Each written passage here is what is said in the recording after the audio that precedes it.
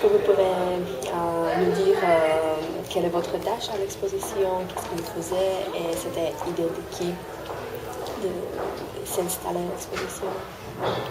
Donc notre rôle en fait dans l'exposition Consommatitude, c'est de faire vivre l'exposition, notamment auprès des groupes. Donc on reçoit beaucoup de groupes scolaires, des entreprises, on peut recevoir des collectivités.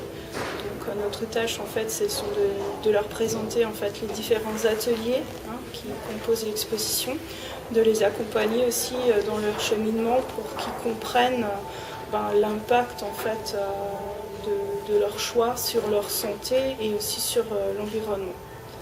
Alors cette exposition Consommatitude est une conception de Cap Science qui est un centre de culture scientifique bordelais. Ils l'ont présenté chez eux en 2010 et donc ils avaient invité plusieurs délégations de l'ADEME et l'ADEME Alsace s'est trouvé très intéressé par cette exposition et a décidé en fait d'en profiter la région Alsace. Et donc depuis 2012, elle circule sur le territoire alsacien à raison de 4 étapes par an d'une durée de 1 mois. Donc on était une première fois à Strasbourg, on était à Mulhouse, ensuite on était à Gounod, on était aussi à Saint-Louis, Erstein. À présent nous sommes de nouveau à Strasbourg et puis l'itinérance va continuer tout au long de l'année. Jusqu'à la fin de l'année 2014? Jusqu'à 2014, effectivement. Et dans quelle ville vous allez être encore? Alors, au mois de septembre, on sera sur Saverne. Donc, ce sera du 22 septembre au 17 octobre. Ensuite, au mois de novembre, on devrait être à Cernay. Et ensuite, l'année prochaine, en début d'année, à Kaisersberg, au mois de janvier. Et on recherche encore une étape sur le Bas, peut-être Chitigai ou Célestat. C'est toujours un mois? Ça dure toujours un mois de présentation parce que c'est une structure lourde, donc ça nécessite un montage de 2 jours. Et donc, voilà. Et est-ce que vous pouvez nous dire quelque chose de la conception, de la structure de l'exposition, comment elle est partagée,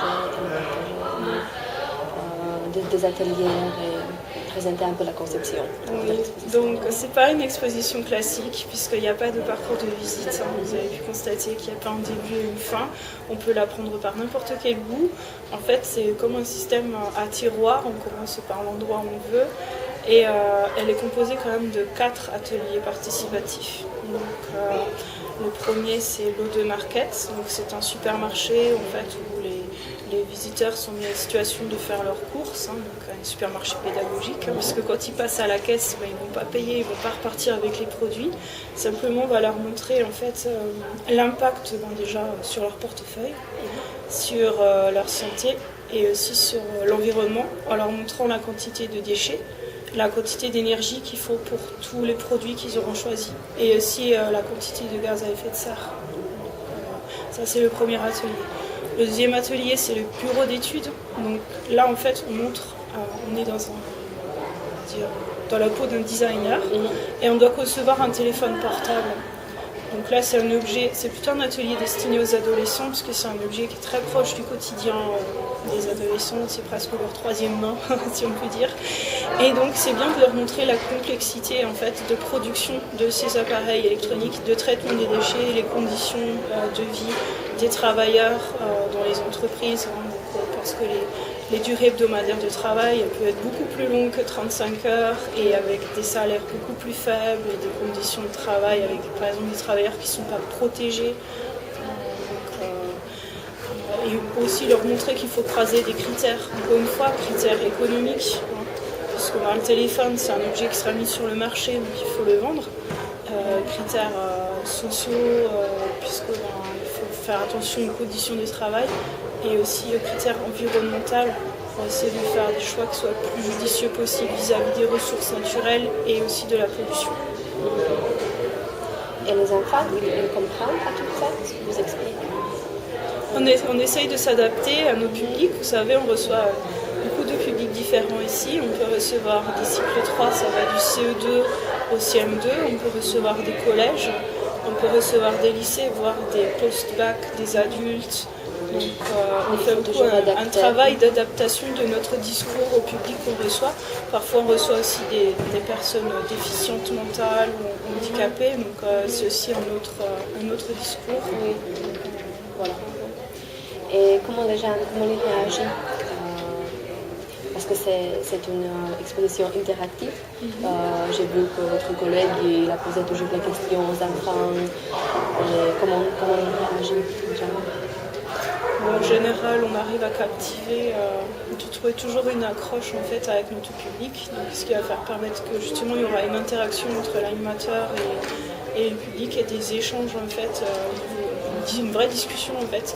L'idée c'est vraiment de construire une discussion avec eux, pas seulement juste d'apporter des connaissances, mais de prendre aussi les leurs, ce qu'ils peuvent nous apporter par rapport à leur mode de vie.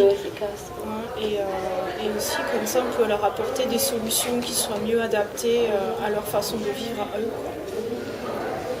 Et ça dure combien de temps une visite? Une visite guidée en fait avec les deux animateurs qu'on a ici en permanence, ça dure 1h30.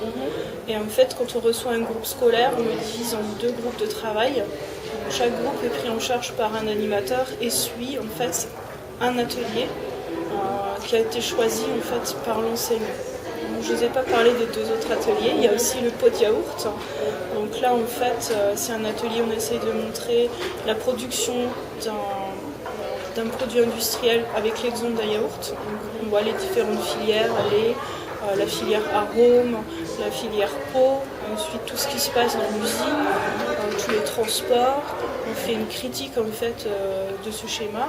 Et ensuite, on essaie de voir comment faire un yaourt différent, simplement en allant chez les producteurs, le faire soi-même. L'idée, c'est toujours d'apporter des solutions, de montrer aussi la grande variété de solutions qui existent pour que chacun puisse en fait choisir la solution qui convient le mieux par rapport à son mode de vie. Voilà. Et l'autre atelier qu'on a encore, c'est sur les déchets. Donc en fait c'est une poubelle comme on peut avoir à la maison, assez représentative, il y a du verre, du plastique, du carton, un peu de tout.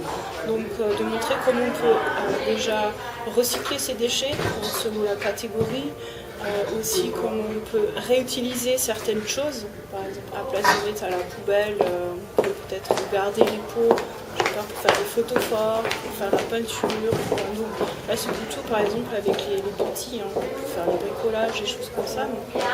Et puis la troisième chose, c'est réduire les déchets à la source. Donc ça passe à la fois par l'industriel, pour réduire les emballages, et par le consommateur aussi, puisque quand il est dans un magasin en situation de faire ses courses, il a parfois le choix entre plusieurs produits. Donc essayer de leur montrer que par exemple s'il choisit ce produit, ça fera moins de déchets que s'il choisit celui-là. Il y a quelque chose de particulier à laquelle les enfants sont plus intéressés? Alors oui, dans cette exposition, il y a un atelier qui on va dire très plébiscité par les enfants, c'est l'atelier supermarché, parce que ça ressemble un peu à un jeu de marchand, donc c'est assez rigolo de se mettre dans la peau de leurs parents qui font leurs courses, on va dire de façon hebdomadaire. Donc ils peuvent voir un petit peu justement à quoi sont confrontés leurs parents, on va dire, quand ils font leurs courses en réalité. Donc ça les intéresse beaucoup. Et pour les adolescents, donc ça c'est plutôt pour les petits, pour les adolescents c'est plutôt l'atelier bureau d'études, donc avec la conception du téléphone portable, parce que là c'est un objet qui est très proche de leur quotidien.